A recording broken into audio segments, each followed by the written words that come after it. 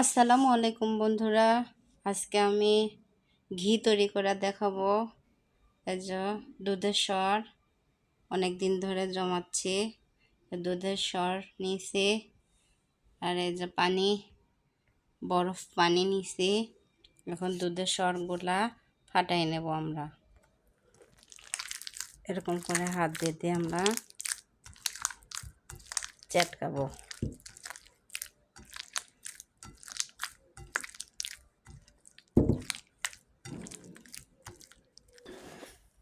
চটকাতে চটকাতে এরকম হইলে এই যে ঠান্ডা পানির মধ্যে আমরা দিয়ে দেব। শীতের মধ্যে কি যে করতে বসলাম, হাত মাত ঠান্ডা বরফ হয়ে গেছে।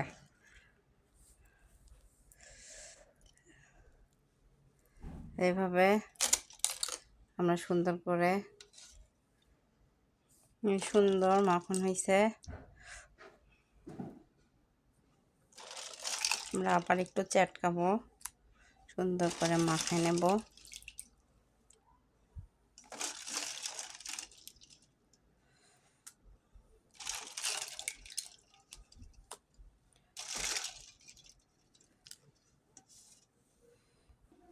এই যে আমাদের দুধের সরগুলো সুন্দর করে মাখা হয়ে গেছে, সুন্দর করে উপর দিয়ে ভেসে উঠছে।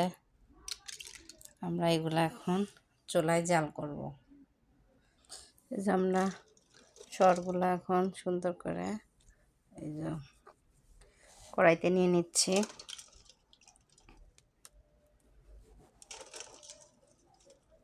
দেখা যাক ঘি সুন্দর হয় নাকি। অনেক সুন্দর করে ফাটানো হয়েছে। বরফ পানি দিয়ে হাতের মধ্যে অনেক ঠান্ডা লাগছে।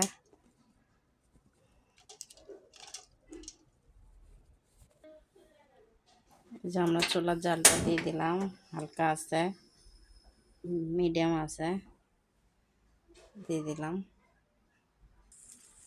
এই যে ঘি বলক আসছে,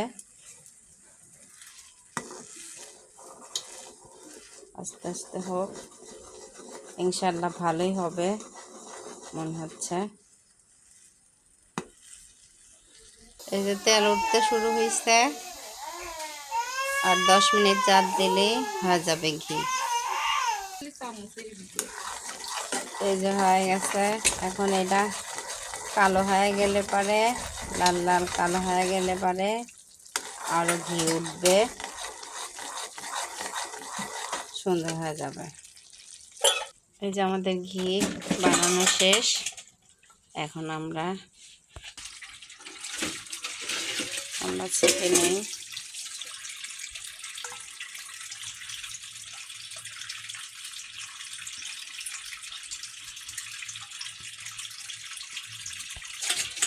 এই যে আমাদের ঘি হয়েছে।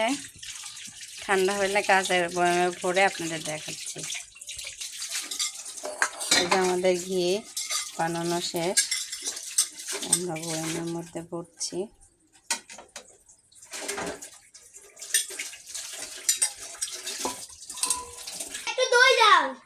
এই যে আমাদের ঘি বানানো শেষ। মাশাআল্লাহ, এই যে আমাদের দই অনেক সুন্দর হয়েছে। এই যে এটা আমার জন্য বানাই নাই, এটা আম্মুদের জন্য বানাইছে। ধন্যবাদ। আমি দই খাই না, আমি কি বলি ঘি